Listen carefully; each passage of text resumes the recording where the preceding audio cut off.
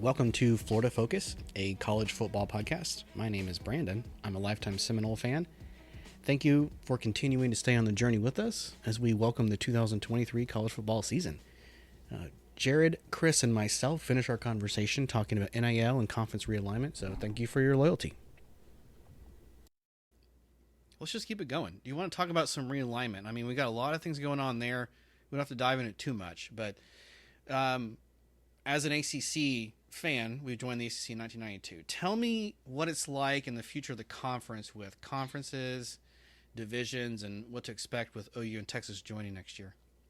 So my hot take on it is that the SEC made the first move and the best move, right? So they fired the first shot and the best shot that I think that you could do in terms of adding Oklahoma and Texas. A lot of people could argue they're bigger markets. A lot of people could argue that they're more storied, but I think that you took the two programs that most fit your SEC culture, if that's a thing or not. And you took some big money programs in Texas, obviously huge financial move there. And then obviously one of the most storied programs in college football in Oklahoma. And you bring them into the SEC and drop them in that environment. So I think that that was a phenomenal move. And I think that as far as conference expansion goes, that was the best move. Obviously, UCLA and USC moving to the Big Ten was a great move. And I am biased. Obviously my team plays in the SEC, so you could take that with a grain of salt. But as looking at it from a playoff expansion point or from a conference realignment point, I think that was the best move. Looking at it from a fan perspective, I hate it, and because I think that all it does is just shore up that we're going to expand the playoff, right? Which I personally don't want. I personally don't care for. I've talked about it ad nauseum with you guys. That I hate the idea of it. I would rather bring back the BCS and expand the playoff. I don't think it adds parity. But either way, that's neither here nor there.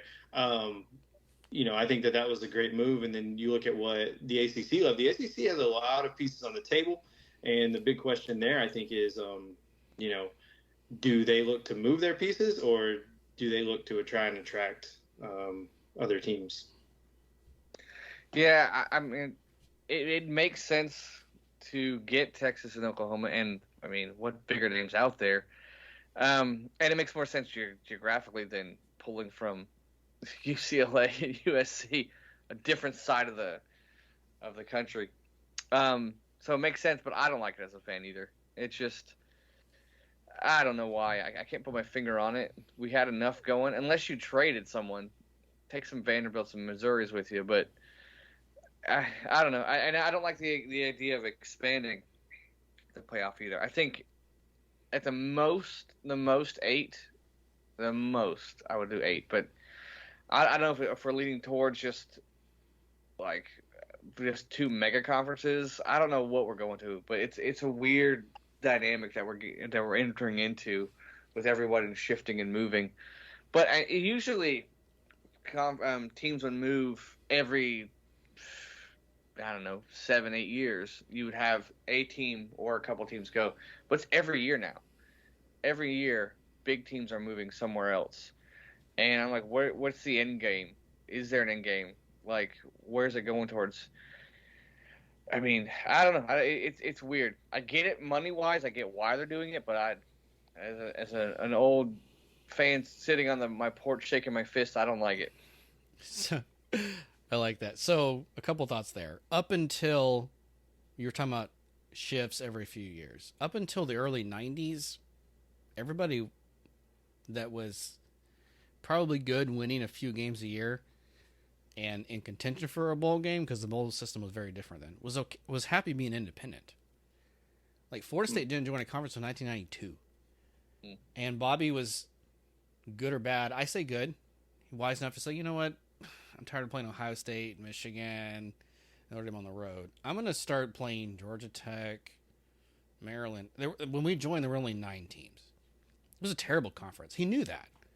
So he said, you know what? I'm just going to go in and feed it in this conference and I'm going to vie for a national title that way instead of traveling to all of these huge competitors and maybe winning, maybe not.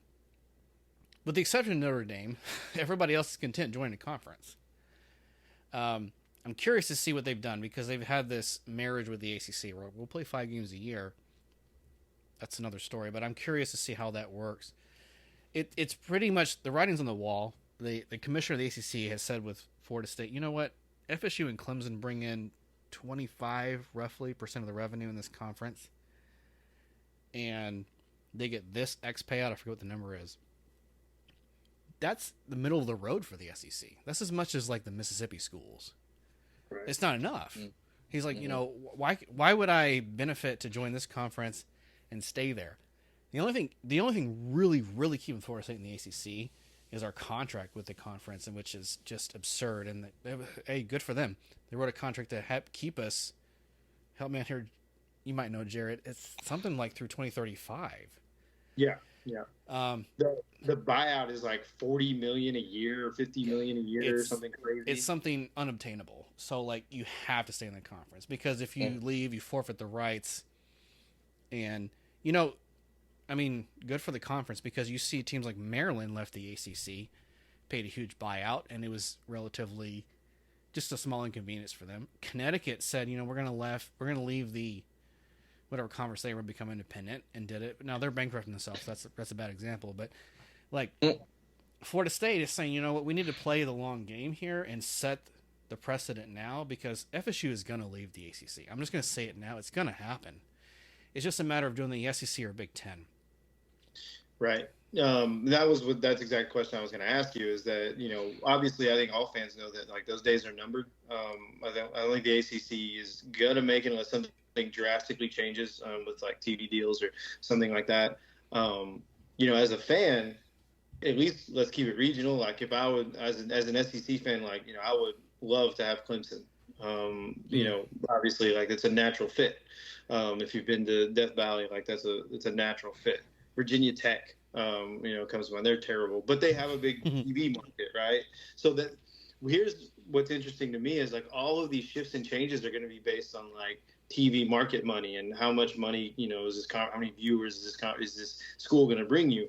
Virginia Tech, Virginia are going to be North Carolina, are going to be really sought after teams. And you look at Clemson as well, Florida State as well, you know, naturally in there. So, you know, I think that, like Chris mentioned, like, you know, all these moves as a fan, I don't care for them, but, you know, we all see that, you know, the sport is going to be driven more so by money than maybe any time in the past 40, 50 years, and especially when you look at like NIL and things like that. So, you know, those are definitely changes that we're probably going to see here pretty soon. And kind of you look at like what's going on with the Pac-12 right now, with Colorado leaving, and, you know, that conference looks, if Oregon goes, you know, that conference is done, right? I mean, there's nothing else. So, you know, it's going to come down to who's going to fire that next big shot. Is it going to be the Big Ten? Is it going to be the SEC?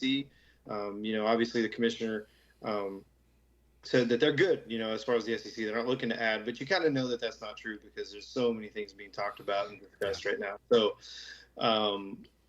you know, I don't know what the future of that sport, of our sport, looks like. I don't know that I love it, but it is going to be something to follow. I guess, Chris, what do you think? What do you think the next domino to fall is? Yeah, I mean, everyone says that they're good till someone writes a big enough check. So I'm not. I didn't mean anything to me. The next, I mean, FSU might be the. I mean, if you think the biggest teams that are left that haven't already moved or about to move, I mean, FSU's probably the next one. So I'm trying to think. FSU might. I mean, Miami, just the name. Clemson. I mean, Yeah, I don't know who's the next one. Who's going to go? I don't know which way this whole thing is going to head towards. My guess, since FSU probably would be the most logical one, since already talking about it, and it's a big school, where they would go. I mean, Brandon, is there talks of like a conference buying out any of that deal? Like, so with the ACC, you would have to have. And you might correct me on these numbers. If there are 14 teams in the ACC, and I'd have to look and see exactly how many that is, you would have to have 9 that say we're leaving for the conference to disband. And you don't quite have the numbers, but oddly enough, you're close. Because you already have Florida State Clemson on board to say, let's go. UNC, and I'm so glad to hear you say the Virginia schools, because oddly enough, those are a good catch for any school, Virginia and Virginia Tech, both. They may not win, but they're going to bring in a ton of money. And let me ask you an honest question: how many recruits do you get from Virginia, Florida? Now that opens that gateway up. Right. I mean, you think off the top of your head, Percy Harvin is a big Virginia guy that came under Florida. So not a lot, but the ones you get are big time. There you go. And there's just like a couple of holdouts that are like, you know what, we're just fine where we are. And it's mostly the founders of the ACC, like basically the Tobacco Road schools.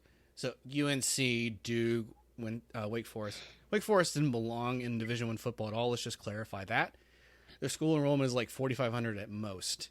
The fact that there is a joke, and I hate it. I don't understand why they're in a conference. Like there are so many other schools you can grab and say, you know what, you belong here. But when you're outmatched by like 15 other schools within a 100-mile radius, Wake Forest doesn't belong. They just don't. They've been suckling the teat for a long time, and I'm tired of it. It's ridiculous. But it also makes me mad that they're beating us, so I'm, full disclosure on that too.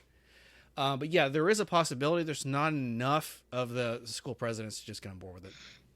I would say that the Tobacco Road teams would be great for, like, maybe not football, but basketball. I mean, that alone right there would maybe worth taking those teams.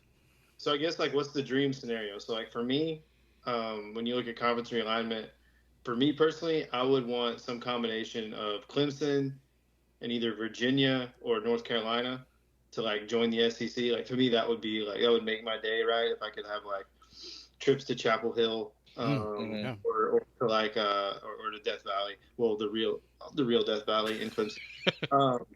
That would make my days. For me personally, if say the SEC has that 2 schools tomorrow, I would want Clemson and North Carolina. What about you guys? Like, where did your dream landing spot, or how does it go for you? Clemson's a good one. Those are 2 really good schools. I would like North Carolina just for the basketball, to be honest. I don't know if I really want like FSU in Miami, because we already play them every year. I don't know. I don't know how they would fit in. But dream, I mean, I do like the Clemson and UNC picks, so. You could have the Jordan, Oklahoma, us, and North Carolina. Yeah. That's a really good. I mean, FSU Miami would be cool just because of the names, and they're in state. How that would, I don't know how. I like the idea that that's the one out of conference game that we look forward to at the end of the year. There you go. How will that mess up if it's another SEC game? I don't know. I like the way it is now with FSU. I think if you expand it anymore, that game probably has to go away. And if yeah. That's why I don't want that to go away. So yeah. I think it would diminish it. That was a couple of things. So I'll answer your question in a second, Jarad, about the dream where I want to go. My question in the future is, number one, if you're going to keep expanding conferences like this, do you really need to keep the conference title game? If you're going to keep going 8, 16, my God, 32 teams, please don't. But it may happen, but if money drives it enough. You need to do away with that. And you know what? The SEC was visionary in 91 to even start one, because no conference had one until then. Wonderful. It served its purpose. But the idea behind it was we need one more ranked win to jump us into number 2 or whatever it was. You don't need that anymore. The playoffs can expand long enough. You don't have to do that. The other question is, how many conferences do you end up with? So if you're going Big 12, Big 10, SEC, I don't know that the Pac-12 makes it. If Oregon leaves, that one's probably gone. Are you doing like conference champions and then just highest ranked after that? That's kind of a curious question I have. The Big 10, I'm concerned if Florida State joins the travel. Michigan, Purdue, Michigan State. You see Maryland again, but everyone else is a new opponent. Rutgers. Nebraska needs to get their act together, by the way, and just join the Big 12 again. What have they been doing? I mean, seriously. Yes, you lost your tie into Texas. You have sucked. I'm sorry for my language. Ever since you've left the Big 12, what happened? Just go back. See what the buyout is, and just make it happen. Yep. It's made 0 sense, and they have just been terrible. It is sad as any college football fan from the 70s, 80s, 90s to see Nebraska go where they are. Just to be like, geez, they haven't been in a bowl in several years. They have William Riley's their head coach. I mean, Scott Frost was an interesting grab, and he should have been the answer, but he wasn't. Yuck. Anyway, I'm going off on a tangent here. Sorry. But with the divisions, again, go to the head. I actually think Florida State belongs in the SEC the best.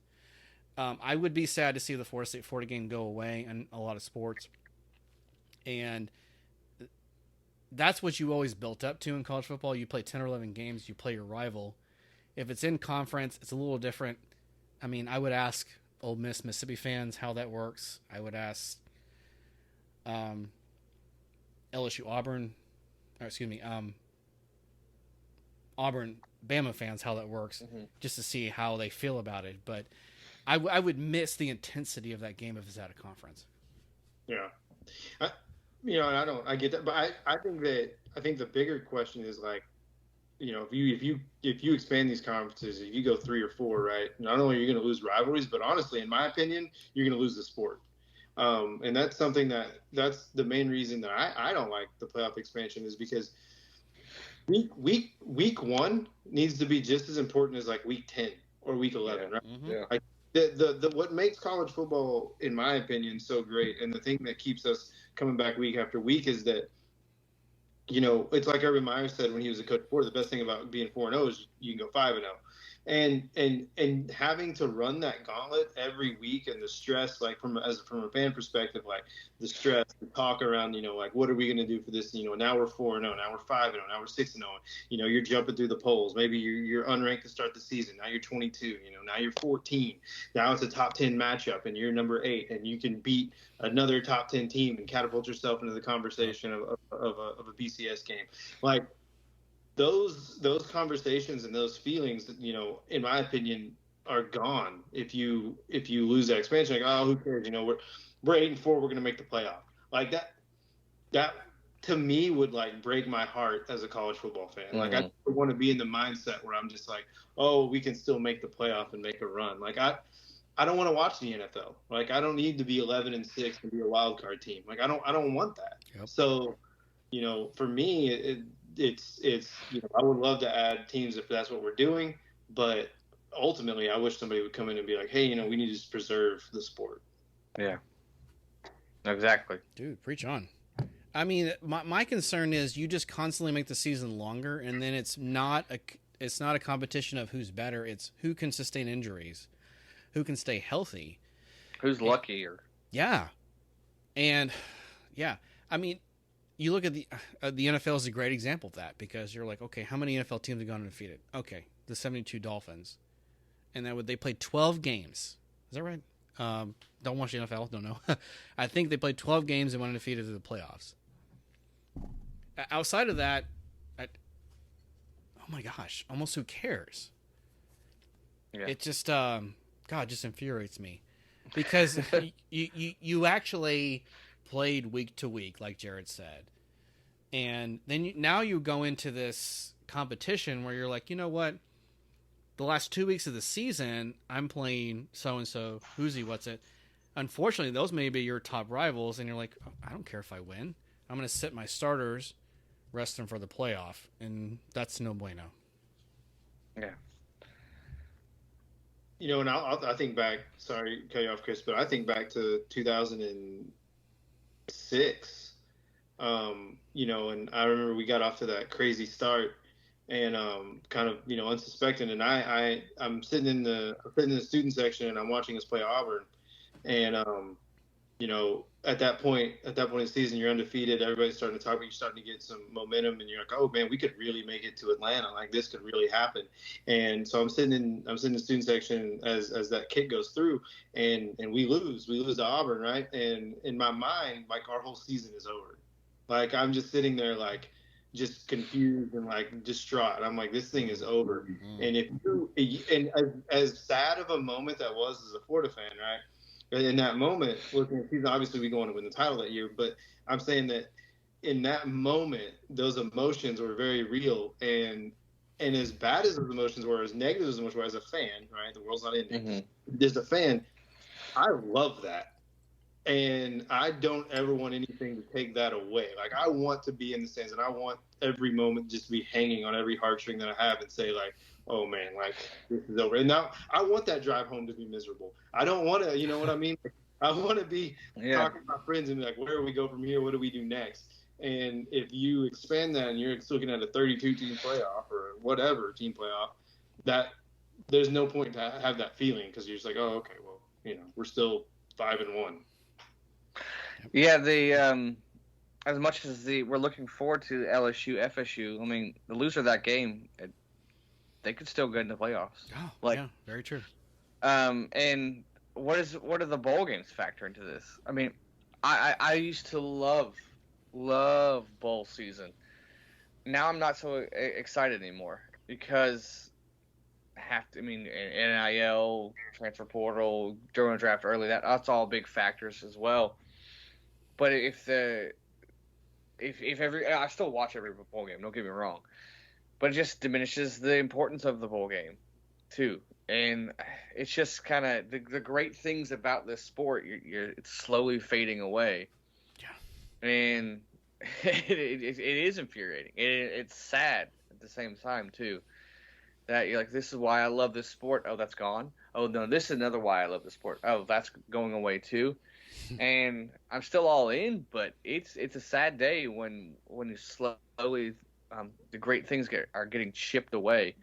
And I love that they're adding these great early the last 10 years or so, these great early matchups in the season. I mean, we're going to Utah. I mean, whoever thought that we would ever do that? But big picture doesn't matter. And I love the fact that every game used to matter. And so, I mean, from the kickoff, from the very beginning of the game, middle of the season to bowl games, every game mattered. And now only some of the games matter. And that's kind of depressing a little bit.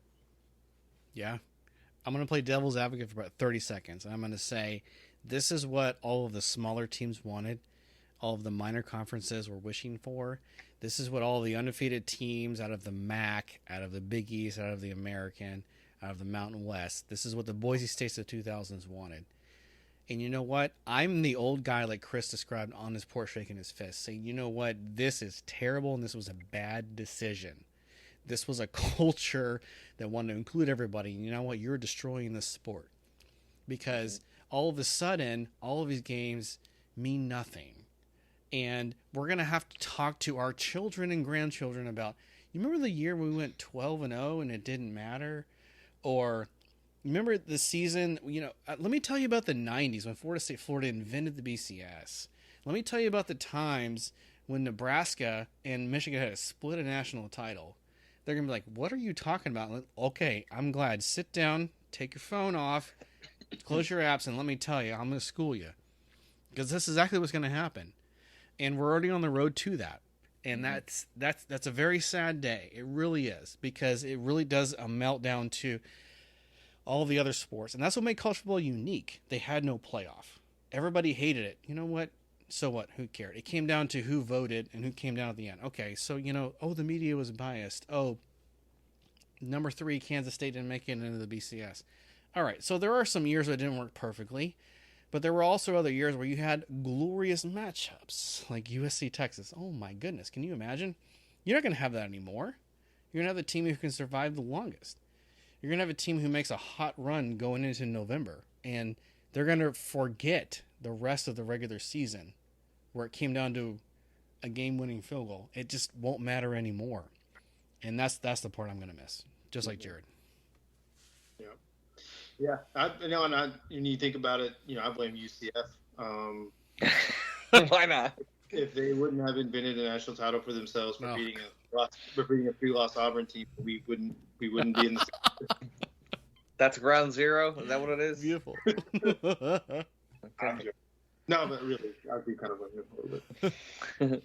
I actually heard from like one media in 1997 that they were like, 96. That Florida State won the national title. I'm like, no. Even I wouldn't say that. Even the USC claims those back-to-back titles. Like, I don't claim their first one. They weren't in the BigXII championship. Yeah, exactly. Yeah. The 03 one or whatever one, 02. Yeah, they're gone. Whatever. Yeah. Print that on paper, burn it in the garbage. I don't care. They beat Michigan in 04. USC beat Michigan in 04. But the national title game, LSU won. They beat Oklahoma or something. Yeah. And so when USC came into that Texas game, they were like, "Oh, we're back-to-back, national champs." And I'm like, "But you weren't." Exactly. Like, you didn't win the game. Like, I don't know what you're talking about. The AP just decided to make their own ruling, and outside of that, and that's Mm-hmm.